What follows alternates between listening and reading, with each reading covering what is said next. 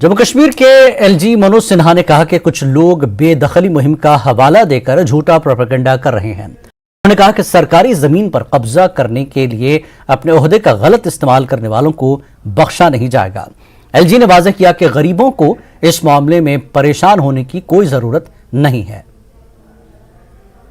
कश्मीर अगर देश आत्मनिर्भर हो रहा है तो जम्मू कश्मीर को भी आत्मनिर्भर होना पड़ेगा, होना चाहिए। और हम कैसे विकसित राज्यों की श्रेणी में आवें, इस दिशा में हम सबको मिलकर के काम करने की आवश्यकता है। और इसके लिए आवश्यक है कि हम ज्यादा से ज्यादा रेवेन्यू जनरेट करें। मैं एक अभी मेरे पूर्व के वक्ता जो चार्टर्ड अकाउंटेंट एसोसिएशन से हैं, उन्होंने कहा जमीन आपको दे दी गई। मैं आज ये घोषित करता हूं, आप सेंटर ऑफ एक्सलेंस यहां बनाइए। रश्मि सिंह जी को आप प्रस्ताव दे दीजिए जल्द से जल्द, क्योंकि अभी एक जमीन खाली करो अभियान चला था। अब उस जमीन का उपयोग क्या होगा जो खाली हुई है, अवैध ढंग से जिन लोगों ने कब्जा किया था। तो कल एक फैसला हमने किया कि ऐसे ही सेंटर ऑफ एक्सलेंस बनाएंगे, स्पोर्ट्स फील्ड बनाएंगे, डिपार्टमेंट्स, स्कूल, कॉलेज, अस्पताल बनाएंगे।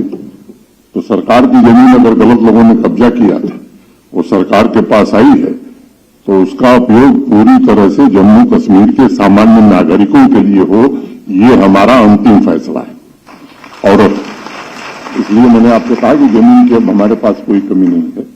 कुछ लोग साजिश के तहत लोगों को गुमराह, जब अभियान चलाया था हमने इंक्रोचमेंट, एंटी इंक्रोचमेंट है, मुझे मालूम है, मैंने एक बार नहीं 10 बार कहा कि एक भी गरीब आदमी को नहीं छुआ जाएगा, लेकिन किसी रसूखदार को बख्शा भी नहीं जाएगा। जिन लोगों ने पदों पर रहते हुए कानूनों का दुरुपयोग करके अपने अपने परिवार की भलाई के लिए और सामान्य जनता के हितों को गिरवी रख करके जम्मू कश्मीर को बंधक बनाया था, वो समय अब समाप्त हो गया है। आम आदमी की आवाज सुनी जाएगी, आम आदमी के हक में फैसले लिए जाएंगे। एलजी मनोज सिन्हा ने अपने फैसलों का दिफा किया है। मनोज सिन्हा ने सियासी लीडरों के तबसरों पर अपनी बात रखी। बेहतर होता कि सियासी लीडर यह फैसला मुंतखब हुकूमत पर छोड़ देते। एलजी का कहना है कि जम्मू कश्मीर के कई इदारों ने इस सिलसिले में करारदादें पास की हैं और आइन इसकी इजाजत देता है। दिया हुआ है और कई चुनी हुई संस्थाओं ने प्रॉपर्टी टैक्स लगाने के समर्थन में प्रस्ताव भी पारित करने शुरू कर दिए। और जैसा मैंने बताया कि 40% ऐसे लोग हैं जिन पर कोई टैक्स नहीं है, जो शहर में रहते हैं। ग्रामीण क्षेत्र में रहने वाले लोगों पर कोई टैक्स नहीं है। जितनी धार्मिक संस्थाएं हैं, चाहे मंदिर है, मस्जिद है, गुरुद्वारा, उस पर कोई टैक्स नहीं। और लगभग उतने ही 40% ऐसे लोग हैं जिनको वर्ष भर में 1000 से कम देना है। तो 80% लोगों पर तो टैक्स है ही नहीं है, एक तरह से मैं कहूँ। हाँ, ये कुछ लोगों पर गया, और वो भी बाकी शहरों से आप तुलना करेंगे, मैं दिल्ली, चंडीगढ़, बंबई की बात नहीं कर रहा हूँ, शिमला से अगर तुलना करेंगे तो उसका 1/10 से भी कम टैक्स लगाया गया। 900 करोड़ रुपया हर साल हम अर्बन लोकल बॉडीज को देते हैं। मैं जम्मू कश्मीर के सामान्य नागरिकों से निवेदन करना चाहता हूं कि वो इसमें आगे आवें। और एक बात हमने कही कि उस पैसे को सीधे उसी म्यूनिसिपैलिटी या कारपोरेशन के खाते में जमा किया जाएगा और हमारे शहर इंजन ऑफ ग्रोथ बने, इसके लिए कदम उठाया गया है। और मुझे लगता है कि जम्मू कश्मीर के विकास में इसका अपना योगदान होगा। प्रॉपर्टी टैक्स का पस मंजर बताते हुए जम्मू कश्मीर के बीजेपी सदर रविंद्र रैना ने कहा कि साल 2012 के दौरान उमर अब्दुल्ला के दौर हुकूमत में प्रॉपर्टी टैक्स लागू करने की बात हुई थी और यही तजवीज साल 2017 में भी दोबारा असेंबली में लाई गई थी। असेंबली से मंजूर होने के बावजूद कुछ सियासी मजबूरियों के चलते तजवीज पर अमल दरामद नहीं हो सका। रविंद्र रैना आज जम्मू में एक तकरीब के मौके पर मीडिया से बात कर रहे थे। 2012 में उमर अब्दुल्ला साहब की सरकार में भी डिस्कस हुआ था, ठीक है, उन्होंने लगाया नहीं था। और 2017 में तो उस वक्त की गठबंधन सरकार ने इसको पास किया था। चूंकि पॉपुलर गवर्नमेंट्स के लिए ये डिसीजन लेना थोड़ा टफ होता है चुनी हुई सरकारों के लिए, क्योंकि वो आवाम के लिए ज़्यादा जवाबदेह होती हैं। उस वक्त असेंबली से पास करने के बावजूद ये अगर कानून नहीं गाया गया था। तो चुनी हुई सरकार के कभी कभी हाथ बंधे होते हैं, उसको ये देखना होता है कि वोट कहाँ से आएगा, कहीं वोट बैंक खिसक ना जाए। तो चाहते हुए भी वो नहीं कर पाए थे, हालांकि वो जानते हैं कि इससे सेंट्रल गवर्नमेंट से आने वाला जो फंड है, जो नीति आयोग पैसा रिलीज करता है, उसमें प्रॉब्लम आएंगी अगर ये लागू नहीं हुआ है। मेयर और नेशनल कॉन्फ्रेंस के सीनियर लीडर सलमान अली सागर ने एक प्रेस कॉन्फ्रेंस की। उन्होंने स्मार्ट सिटी प्रोजेक्ट में पाए जाने वाले तजाद व बेरब्ती और इससे आम लोगों को हो रही परेशानियों पर बात की। उन्होंने कहा कि इंतजामिया G20 के मंदुबीन को खुश करने की कोशिश कर रहे हैं। एनसी लीडर ने इल्जाम लगाया कि एलजी को गुमराह किया जा रहा है और सिर्फ जानने वाले ठेकेदारों को फायदा पहुंचाया जा रहा है। उन्होंने मजीद कहा कि अहम अस्पतालों को जाने वाली सड़कों को खोद दिया गया है और इससे मरीजों को दुश्वारी हो रही है। उन्होंने इस पूरे प्रोजेक्ट की निगरानी के लिए कमेटी बनाने की एलजी से अपील की है। अगर आप आज की मॉडर्न जो का प्रोग्राम देखेंगे जो अभी चल रहा है, ये सिर्फ रोड्स को तोड़ जोड़ने का काम चल रहा है, कुछ लोगों को कॉन्ट्रैक्ट देने का काम चल रहा है। और शायद G20 का जो हमारा समिट जिसको हम वेलकम करते हैं, ये पूरे इंडिया में हो रहा है। This is proud movement for country की G20 यहाँ हो रहा है और हम उसको वेलकम करते हैं as an organisation. At the same time लेकिन जो तबाही शहर की हो रही है, ये किससे पूछ के हो रही है, कहां से हो रही है, क्यों हो रही है, क्या इसकी जरूरत थी। ऑफिसर जो है जिन्होंने अनप्लान्ड तरीके से श्रीनगर सिटी को स्मार्ट सिटी का प्रोजेक्ट बनाने की कोशिश की है, साइकिल ट्रैक की बात की जा रही है, 12 इंची का 12 mm का उसमें डाला जा रहा है, जैसे उस पर जहाज या कोई बड़ी गाड़ियां चलानी है, जो कि रिक्वायरमेंट नहीं है शायद अभी। हमें यहाँ और भी बहुत रिक्वायरमेंट्स है। यहाँ लोग चावल के लिए परेशान है, यहाँ लोग बिजली के लिए परेशान है, यहाँ लोग घरों के लिए परेशान है, यहाँ लोग नॉर्मल रोड्स के लिए परेशान है। तो स्मार्ट सिटी अगर एयरपोर्ट से लेके यहां तक ही है तो फिर ठीक है, शायद ये कॉन्सेप्ट गवर्नमेंट के पास ही होगा। लेकिन एलजी साहब को कुछ लोग गुमराह कर रहे हैं। वो सीनियर पॉलिटिशियन है, एक्सपीरियंस पॉलिटिशियन है, यूनियन में मिनिस्टर रह चुके हैं, लेकिन कुछ लोग उनको मिसलेड कर रहे हैं और हमारी हिस्टोरिकल सिटी को जो है बर्बाद कर रहे हैं। स्मार्ट सिटी की जो बात करने वाले हैं 2015 में स्टार्ट हो गया, इसका 2023 जो है टाइम वो खत्म होने का है। 23 मीन जिस साल में हम हैं, ये इस साल में कितना करेंगे ये यही जानते हैं। हमें पूरा यकीन है हम आज जहां हैं हम वहीं हैं और जो आज बना रहे हैं वो हमें दोबारा खोदना पड़ेगा। ये बात तो आप ये याद रख लीजिए। रोजगार छीनने के लिए पहले ही बैठे हैं, चाहे वो डोजर के नाम पर है, चाहे वो टैक्स के नाम पर है, चाहे वो बाकी चीजों के नाम पर है। हम उस पर नहीं अभी जाना चाहते। हमारा पॉइंट ये है कि बेसिक एमिनिटीज से आम आदमी को दूर मत रखिए। ये जो पैसा आप खर्च कर रहे हैं शोशाबाजी पे, फूफा पे और लोगों को दिखाने के लिए, ऐसा ग्राउंड पे कुछ नहीं है। मैं आखिर में इल्तिजा करूंगा एलजी इंतजामिया से, एलजी साहब से, मेहरबानी करके अपनी एजेंसीज को इस्तेमाल करें और लोगों की पल्स देखें, क्योंकि इलेक्टेड रिप्रेजेंटेटिव तो है नहीं, उनकी तो बात आप सुनते नहीं। लीडर्स की बात, जो लोगों के रहनुमा, उनकी बात आप सुनते नहीं। अब अपनी एजेंसीज को प्लीज खड़ा करिए, उनसे फीडबैक ले लीजिए, उनसे देखिए लोग क्या बोल रहे हैं, आपको पता चल जाएगा हम कितना सच बोल रहे हैं।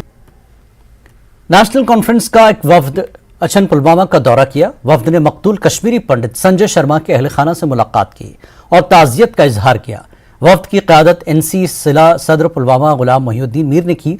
उन्होंने संजय शर्मा की हलाकत पर अफसोस का इजहार किया। इस मौके पर मीर ने कहा कि कश्मीरी पंडितों की हिफाजत को यकीनी बनाना मरकज LG इंतजामिया के साथ साथ मकामी मुसलमानों की यह जिम्मेदारी है। उन्होंने मकामी मुसलमानों पर जोर दिया कि वो पंडित घरानों की हिफाजत करें और शरपसंदों पर कड़ी नजर रखें। इस मौके पर DDC मेंबर लेतर मुख्तार अहमद भी मौजूद रहे।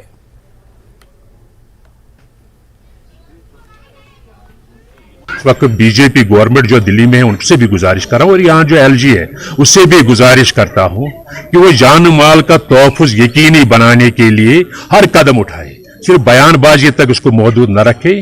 और यहाँ जो कश्मीरी लोगों से भी हर एक को वहां गुजारिश करते हैं। बहरसते कि नेशनल कॉन्फ्रेंस के रिप्रेजेंटेटिव मुझे डॉक्टर साहब और उमर साहब ने यहाँ भेजा है, वो भी यहाँ आ रहे हैं। तो मैं उनकी तरफ से, नेशनल कॉन्फ्रेंस की तरफ से तमाम लोगों से जहां भी इस वक्त पंडित रह रहे हैं, चाहे मुरन में रह रहे हैं, चाहे कहीं रह रहे हैं, ये उनकी जो सिक्योरिटी उनको मुहैया की गई उसकी तरफ न देखे, बल्कि खुद उनकी रखवाली करे, खुद जाए, खुद देखे, होशियार रहे कि कोई अगर कोई मिसक्रिएट तो नहीं घूम रहा है गांवों में, उस पर नजर रखे। क्योंकि लोग तो पहचानते हैं कि ये आदमी अगर यहां आया, ये क्या यहाँ का है, बाहर का है, उस पर नजर रखे। क्योंकि ये पंडित जो 30 साल से हमारे यहाँ रह रहे हैं, 40 साल से यहाँ रह रहे हैं, हमारे भरोसे पर यहाँ रह रहे हैं। त्राल में इंतजामिया ने आज गामराज रोड पर इन्हदामी मुहिम के दौरान कई दीवारें गिरा दी। एडीसी त्राल की हिदायत पर शुरू की गई, ताहम लोगों ने इन्हदामी मुहिम पर नाराजगी जाहिर की है। लोगों ने इल्जाम लगाया कि उन्हें इन्हदामी कार्रवाई से पहले कोई नोटिस जारी नहीं किया गया और जमीन भी उनकी अपनी है। एडीसी त्राल शब्बीर अहमद रैना ने कहा कि इन्हदामी कार्रवाई लोगों के मुतालबात के बाद शुरू की गई थी, जो गामराज गांव की तरफ से बेहतर सड़क राब्ता देखना चाहते थे। उन्होंने कहा कि यहां सड़क बनने से लोगों को आसानी होगी।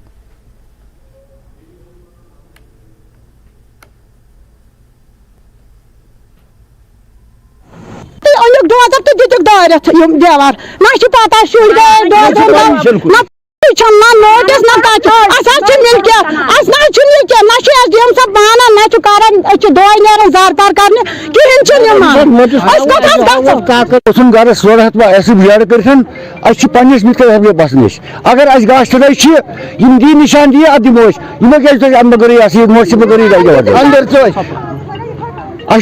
नुकसान कर ये कहीं पे हमने कोशिश की कि जहां हमें रोड विड जो जरूरत पड़ेगी उसी के हिसाब से चले हैं। हो सकता है कहीं ना कहीं पे हमें मिलकर भी जरूरत पड़ी है, उसको उनको भी हक बनता है कि उस स्कूल की विड्थ हमें जितने हमें रिक्वायर उतना देना चाहिए। एंड जो की मामलात है उनके लिहाज से जो उनको जेन्युइन है, जो अंडर रूल्स को मिलना चाहिए, हम उनके साथ साथ हैं। अपने दोस्त है, अपने भाई है। जहां हमें लगे उनको हमारी जरूरत, जहां हमको लग रहे हैं कि उनको जेन्युइन कोई उनकी कोई ओपिनियन है, कोई वो गुजारिशात उनके जो है, उनको इंशाल्लाह हम देख लेंगे, एग्जामिन करेंगे एंड जितना जेन्युइनली एंड अंडर रूल्स हो जाएगा उतना हम करा देंगे। सर्दियों की तवील तातिलात के बाद जम्मू कश्मीर समेत कस्बा पांपोर में भी आज स्कूल दोबारा खुल गए हैं। मुख्तलिफ यूनिफॉर्म्स में मलबूस तलबा को सुबह सवेरे से ही स्कूलों की तरफ जाते हुए देखा गया। स्कूलों को फूलों और गुब्बारों से सजाया गया। ऐसे में त्यौहार जैसा समा पैदा हो गया था। स्कूलों में खसूसी प्रोग्राम रखते हुए टीचरों ने बच्चों में मिठाइयां बांटी और गर्मजोशी से उनका इस्तकबाल किया, जिस पर तलबा ने खुशी का इजहार किया है।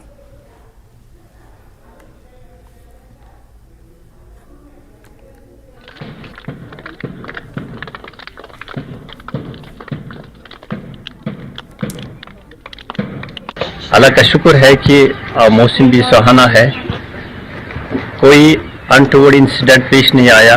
खासकर बच्चों और उस्ताद के हवाले से बच्चे जो स्कूल आए हैं पूरे जोश जज्बे के साथ खुशखरम स्कूल में आए हैं। हमारे असातिज़ा किराम भी जोश जज्बे से उन्होंने अपनी ड्यूटी ज्वाइन की है।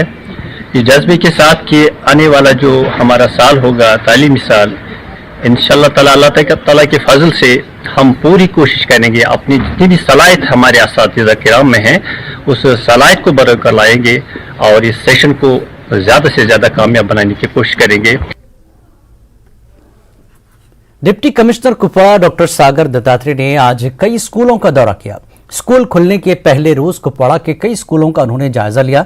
डीसी ने स्कूली तलबा और तालिबात के साथ साथ असातिज़ा की भी मुबारकबाद दी।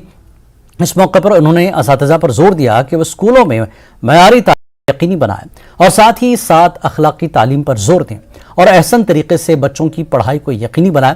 डिप्टी कमिश्नर कुपवाड़ा ने इस दौरे के दौरान स्कूली बच्चों में मिठाइयां भी तकसीम की और इस दौरान उन्होंने कहा कि स्कूलों में इंफ्रास्ट्रक्चर को और भी मुस्तहकम बनाया जाएगा।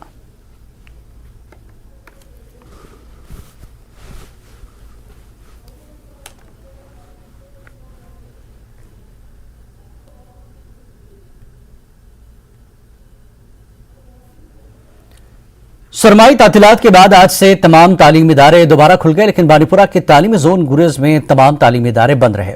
मकामी इंतजामिया मौसम में हुई बर्फबारी की वजह से पहले ही सरमाई तातीलात को 5 मार्च तक बढ़ाया है। मकामी लोगों ने इंतजामिया के फैसले का खैर मकदम किया। उन्होंने कहा कि भारी बर्फबारी की वजह से इस इलाके में तालीमी सरगर्मियां बहाल करने के लिए वक्त मौजू नहीं है। वाज़िर के महकमे मौसमियात ने पूरे गुरेज खित्ते में बर्फानी तोदे गिरने की बार बार वार्निंग भी दी है। चूंकि वादी में तालीमी इदारे पूरे इंतज़ामिया की तरफ से खोले गए और गुरेज के मतलब चूँकि आपको मालूम है कि यहाँ काफ़ी बर्फबारी हुई, तो यहाँ की जो मुकामी सब डिवीजन एडमिनिस्ट्रेशन है, एसडीएम गुरेज ने 5 तारीख तक यहाँ पे स्कूल बंद रखे थे।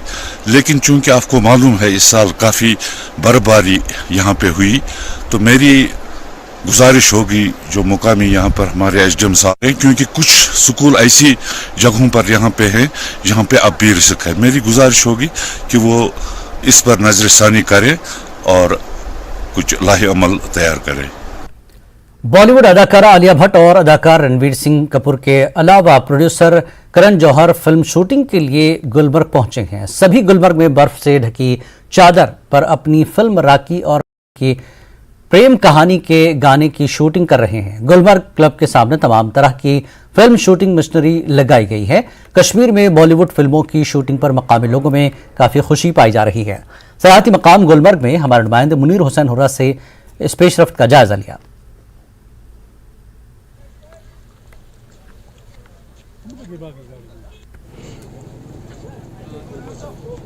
न्यूज़ 18 में आपका खैर मकदम। मैं हूं मुनीर हुसैन हुर्रा। इस वक्त मैं मौजूद हूं सयाहती मकाम गुलमर्ग में। आज हम बात करेंगे फिल्म शूटिंग की।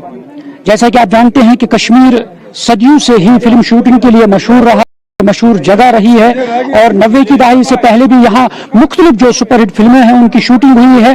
और अब कश्मीर में आर्टिकल एब्रोगेशन के बाद से मुख्तलिफ जो फिल्म इंडस्ट्रीज के जो अदाकार हैं, अदाकाराएं हैं और इसी तरह बॉलीवुड से जुड़े लोग हैं और उनका कश्मीर में अब आना शुरू हो गया है। और उसी कड़ी के तहत आज यहाँ गुलमर्ग में हम हैं और यहाँ पे भी इस सिलसिले में जो फिल्म शूटिंग के लिए यहाँ मुख्तलिफ जो बॉलीवुड के अदाकार हैं वो यहाँ पे पहुंचे हैं और इस तरह से फिल्म शूटिंग की जा रही है। और इसमें यहाँ पे अगर हम बात करें आज करण जौहर, रणवीर सिंह, आलिया भट्ट और राहा के साथ राखी और रानी प्रेम गाने की शूटिंग के लिए यहाँ पे मौजूद है। और आपको बता दूं कि वाज़े तौर पे जो करण जौहर की फिल्म राखी और रानी की प्रेम कहानी के ज़ेरे इल्तिवा रोमानवी गाने की शूटिंग ये आज से यहाँ पे शुरू हुई है और ये शूटिंग 10 रोज़ा शेड्यूल में कश्मीर में हो रही है। न्यूज़ 18 जम्मू कश्मीर के लिए मैं गुलमर्ग से Munir Hussain hurrah. 35 battalion CRPF की जानिब से महमामा बडगाम में ब्लड डोनेशन कैंप मुनक्किद किया गया था। इस दौरान काफी तादाद में सीआरपीएफ जवानों ने खून का अतिया दिया। ब्लड डोनेट करने वालों में खवातीन भी शामिल थीं। इन नौजवानों में काफी जोश खरोश देखने को मिला।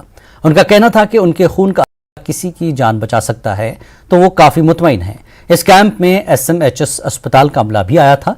उन्होंने 50 से ज्यादा यूनिट्स खून जमा किया।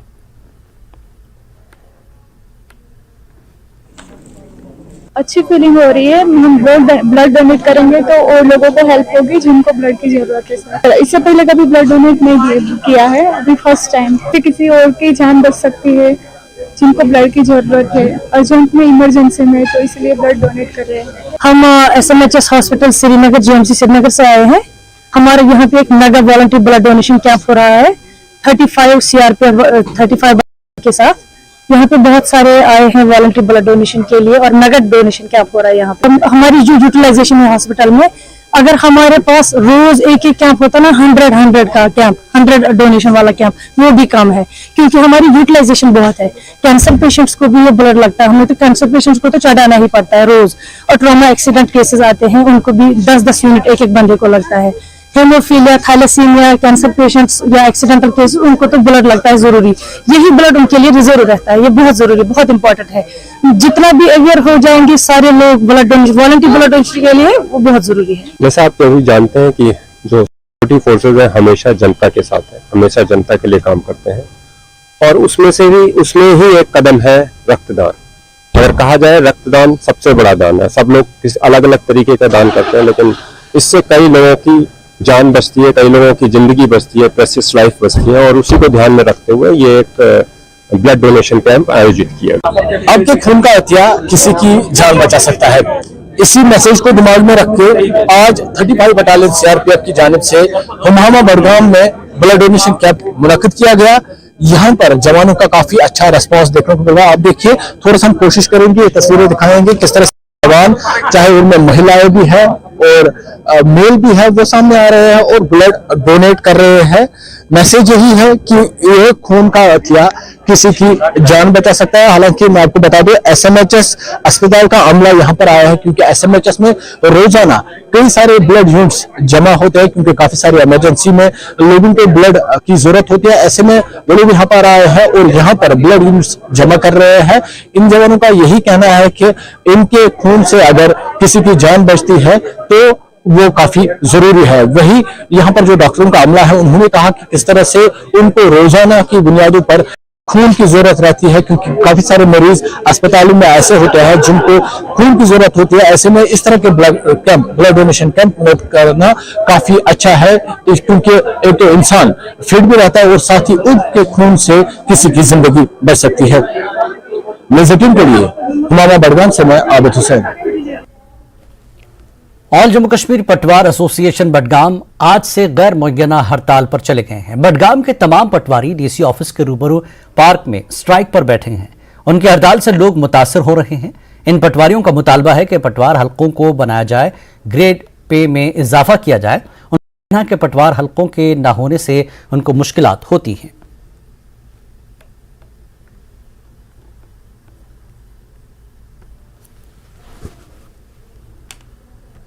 ऑल जम्मू एंड कश्मीर पटवार एसोसिएशन ने एक मरतबा फिर से पेन डाउन स्ट्राइक की है। हालांकि 3-4 माह कबल इन्होंने ये स्ट्राइक खत्म की थी और इनके मुताबिक उस वक्त इंतजामिया ने इन्हें यकीन दिलाया था कि इनके तमाम जो जायज मुतालबात है वो पूरे होंगे और उसके बाद इन लोगों ने जो स्ट्राइक है वो खत्म की थी। लेकिन आज 3 माह बाद ये लोग फिर से स्ट्राइक पे बैठे हैं। आप देखिए यहाँ पर इन लोगों ने पेन डाउन स्ट्राइक की है और अपना काम काज छोड़कर यहाँ पर आए हैं। क्या मुतालबात है और कब तक ये स्ट्राइक रहेगी? मुझे अपना नाम बताइए पहले।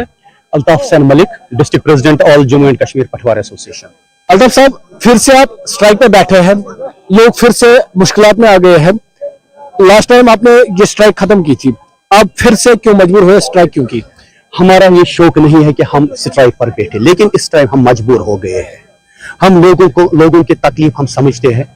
हम माफी चाहते हैं इन लोगों से जिनको हमारी वजह से आज तकलीफ हो रहे हैं। हमारी जो डिमांड्स है वो 3 महीने पहले हमने गवर्नमेंट ने उसको एक्सेप्ट भी किया है और रिटन में भी दिया है कि जो अब से जेन्युइन डिमांड्स वो विदिन 1 महीने में हम इनको ऑर्डर निकालेंगे। लेकिन आज तक अभी ऑर्डर नहीं हुआ है। तब से उन्होंने बोला कि अब हमारे जो प्रोजेक्ट्स थे, डिजिटाइजेशन का प्रोजेक्ट था, कैडिस्ट्रल मैप का प्रोजेक्ट था, वो कंप्लीट करो। आपको मैं एक बात बताऊं, जो कैडिस्ट्रल मैप है उसको ऑटो कैड होना चाहिए। एक बंदा, हम कलमकार लोग थे, हमने 6 महीने का कोर्स होना चाहिए कम से कम।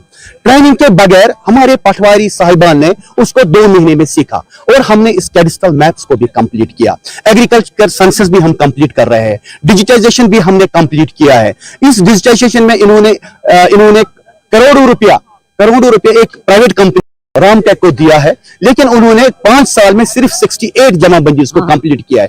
मैं आपको अपनी डिस्ट्रिक्ट की बात बता रहा हूं, 525 जमाबंदी हमने सिर्फ 2 महीने में कंप्लीट किया है। मुझे बताइए, आप जो ये मुतालबा कर रहे हैं, पटवार हल्का न होने से मुश्किलात कितनी आती है?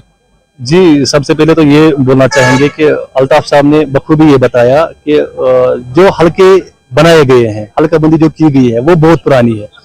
तो एक पटवारी के पास अभी मान के चले आप 10-10 गांव एवरेज में आते हैं या 9-9 गांव एवरेज में आते हैं।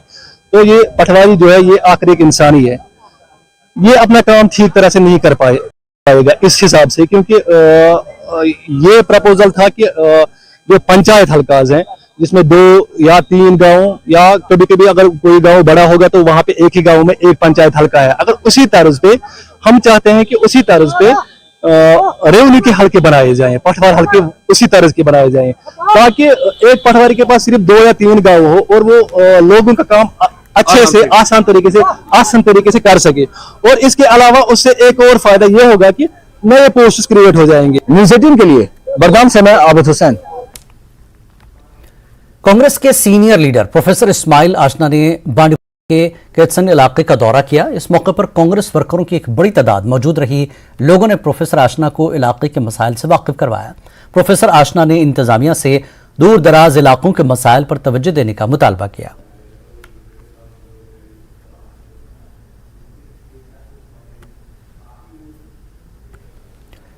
गुरेज के बख्तूर ब्लॉक में नारबल नामी गांव में हुई लैंडस्लाइडिंग के मलबे को हटाने के लिए फौज आगे आ गई है। मकामी लोगों के मुताबिक अगरचे उन्होंने पहले इस लैंडस्लाइडिंग को अज खुद हटाने की कोशिश की, ताहम वो इसमें कामयाब नहीं हो सके।